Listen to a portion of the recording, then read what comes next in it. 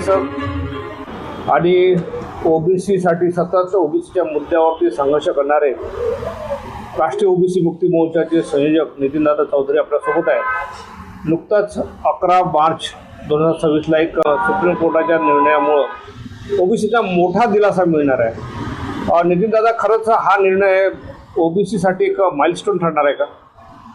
एक तर मी या 11 मार्चचा जो माननीय सर्वोच्च न्यायालयाचा जो आता 2 न्यायाधीशांच्या खंडपीठाने जो सिव्हिल अपीलवर जो काही निर्णय केलेला आहे त्याचं खरं म्हणजे मी स्वागत करतो। परंतु याच्यामुळे फार क्रांतिकारी काही खास करून ओबीसींच्या क्रिमिलेअर विषयाच्या संबंधानं काही बदल होणार आहे आणि काही होणार आहे असं काही याच्या निर्णयामध्ये नाही आहे। कारण की हा विषय असा होता की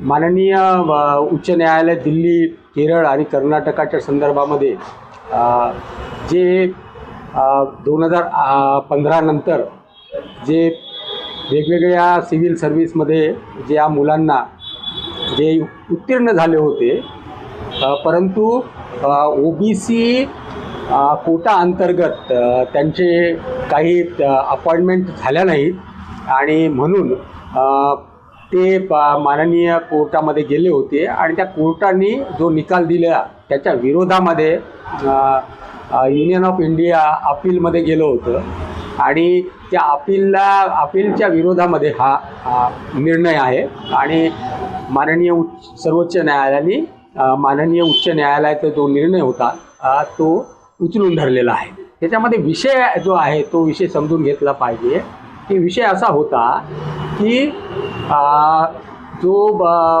माननीय सर्वोच्च न्यायालयाचा 1992 16 नोव्हेंबर 1992ला इंदिरा साहनी वर्सेस भारत सरकार असा जो विषय होता त्या विषयाच्या अनुषंगाने जो निर्णय आला होता आणि त्या निर्णयामध्ये एक विशेष बाब अशी होती की ओबीसींचं जे आरक्षण आहे ते आरक्षण जर लागू करायचं असेल तर त्याच्यामधून संपन्न वर्गाचे व्यक्तींना वगळण्यात यावे आणि त्यांना वगळून इतर लोकांना ओबीसींच्या हा आरक्षणाचा लाभ देण्यात यावा असा तो निर्णय होता।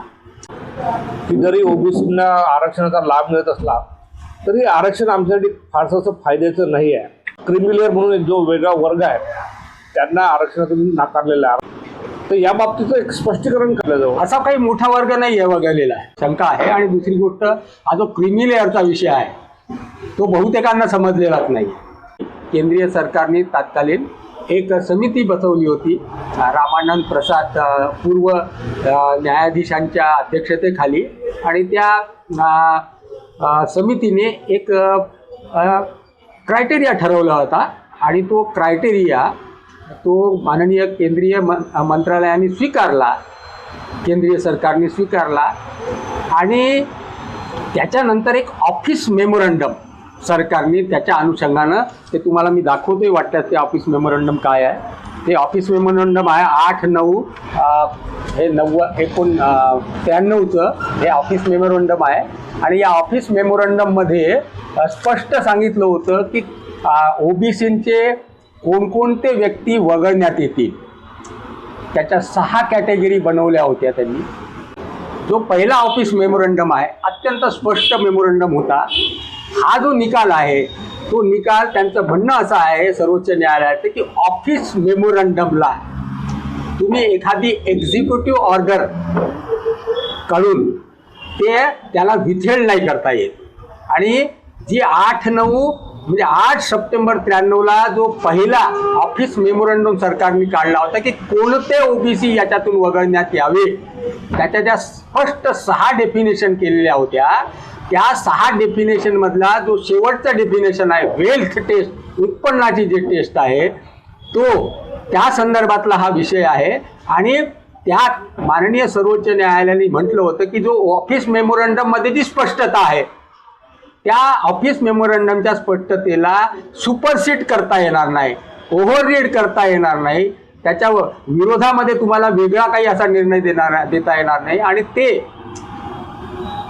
जो DOPT आहे केंद्रीय श्रमिक आणि पेन्शन जो डिपार्टमेंट आहे त्यांनी जो 14 ऑक्टोबर 2004ला जे ऑफिस मेमो त्यांनी जे काही एक्झिक्युटिव्ह ऑर्डर काढली होती, एक्सप्लेनेशन केलेलं आहे की हे क्रिमिलेअरच्या संदर्भातलं एक्सप्लेनेशन, ते खास करून एक्सप्लेनेशन होतं सरकारी जे कर्मचारी आहेत त्या सरकारी कर्मचाऱ्यांचे दोन भाग केलेले आहेत.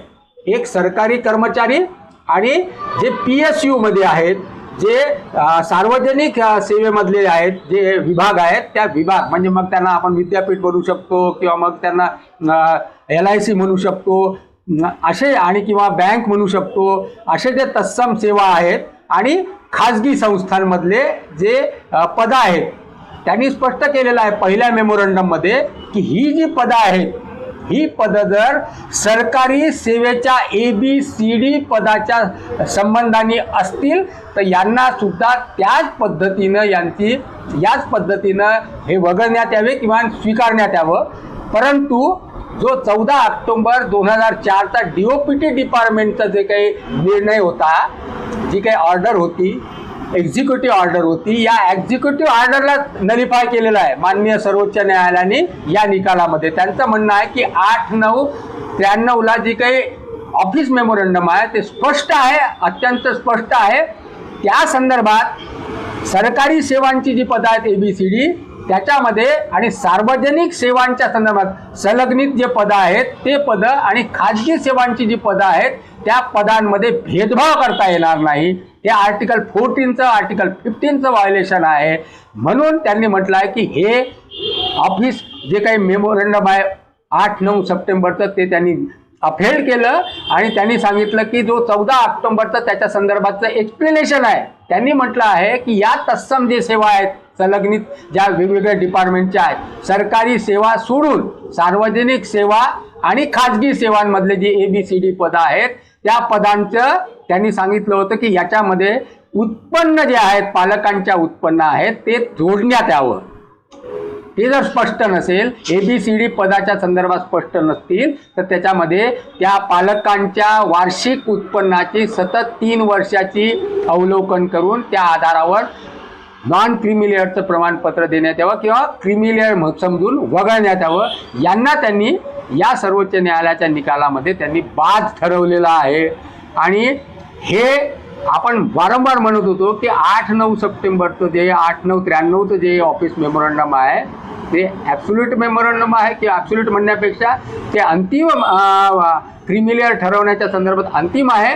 परंतु दरम्यानच्या काळामध्ये काय होतं माहीत आहे का, प्रशासनिक सेवा जी आहे या प्रक्रिया आहेत त्या प्रक्रिया OBCच्या आरक्षणाच्या संदर्भात वारंवार वेगवेगळे निर्णय करून वेगवेगळे प्रक्रिया करून OBCच्या आरक्षणामध्ये अडथळे निर्माण करण्याच्या प्रक्रियेचा निर्माण करतायत. आणि त्या प्रक्रियेचा एक पार्ट म्हणून हे जे 14 ऑक्टोबर 2004ला DOPT डिपार्टमेंटनी जे वेगळं एक्सप्लेनेशन दिलं होतं सरकारी सेवा आणि खाजगी सेवा आणि तत्सम सार्वजनिक सेवेच्या पदांच्या संदर्भामधलं जे त्याच्यामध्ये 2 भाग केले होते. सरकारी सेवापेक्षा एक नवे हे जे पद आहेत या संदर्भात त्यांनी उत्पन्न मर्यादा जोडण्यात यावी असा जो काही एक्झिक्युटिव्ह ऑर्डर केला होता त्याच्या विरोधातला हा निकाल आहे. आणि म्हणून आपण याचं स्वागत करूया. आणि याच्यामुळे फार फायदा होईल असा भाग नाही आहे, परंतु सातत्यानं भाग असा आहे की क्रिमिलेअरच्या संदर्भामध्ये म्हणजे कोण क्रिमिलेअर आहे कोण नॉन क्रिमिलेअर आहे याच्या संदर्भातले जे मापदंड आहे महाराष्ट्र सरकारने 16 जून 1994ला तेच 8 सप्टेंबर 93चं जे ऑफिस मेमोरंडम आहे त्याच संदर्भात महाराष्ट्र सरकारने 16 जून 1994ला स्वतःचं एक ऑफिस मेमोरंडम काढलेला आहे. ते सर्वोच्च आहे आणि त्याच आधारावर क्रिमिलेअर कोड आणि नॉन क्रिमिलेअर OBCतले कोड हे ठरवण्यात यावे आणि हेच ठरवलं पाहिजे. परंतु प्रशासनिक सेवा सातत्यानं OBCच्या क्रिमिलेअरच्या संदर्भामध्ये कन्फ्युजन तयार करतात किंवा वेगवेगळे निर्णय करून समाजामध्ये OBC समाजामध्ये वेगवेगळे भ्रम निर्माण करतात. आणि याच्यामुळे तुम्ही जो प्रश्न पहिला विचारला होता त्याच्यामुळे भ्रम निर्माण झालेले आहेत आणि त्याच्यामुळे OBC समाजामध्ये किंवा चळवळीतल्या लोकांमध्ये सुद्धा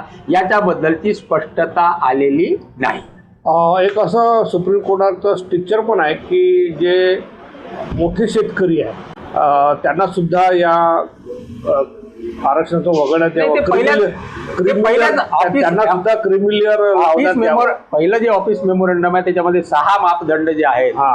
त्या 6 मापदंडामध्ये एक कॉन्स्टिट्युशनल पोस्ट आहे, एक सरकारी सेवा आहे, एक आर्म आहे, एक वेल्थ म्हणून ज्यांच्याकडे प्रॉपर्टी आहे ती प्रॉपर्टीमध्ये शेती किंवा प्रॉपर्टीमध्ये घर त्याच्यापासून ते उत्पन्न करत असेल ते, आणि 6वी जी काही टेस्ट आहे ती हे कुठंच लागू होत नाही, ज्यांना हे कुठंच व्यक्ती याच्यामध्ये कुठल्याच पार्टमध्ये येत नाहीत त्यांच्यासाठी एक वेल्थ म्हणजे उत्पन्नाची टेस्ट आहे, शेवटची टेस्ट आहे.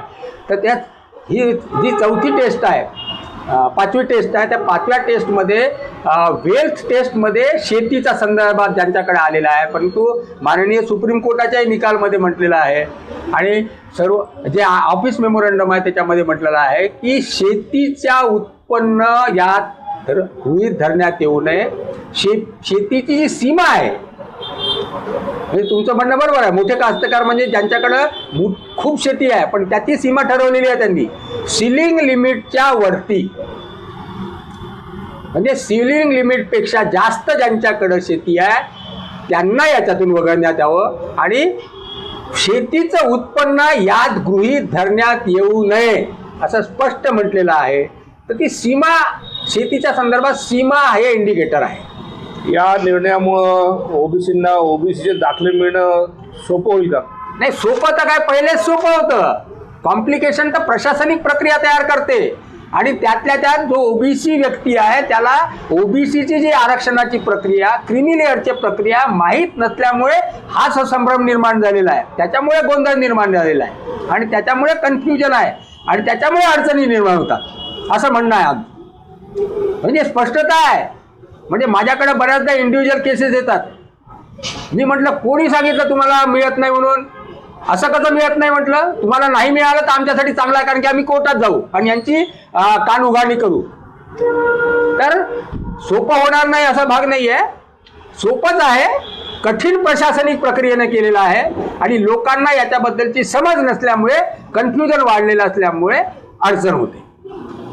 काही लोकांना खरंच ओबीसीचे दाखले मिळताना अडचण होते. अशा लोकांनी नितीनदादाशी संपर्क साधावा, ते प्रशासकीय यंत्रणेला जागे करून त्यांना ते ओबीसीचे प्रमाणपत्र मिळवून देतील अशी ते ग्वाहीसुद्धा देतात. राष्ट्रीय ओबीसी मुक्ती मोर्चाचे संयोजक नितीनदादा चौधरी, नवराष्ट्र संदेशसाठी राजेश कोल्हर, नवराष्ट्र संदेश, नागपूर.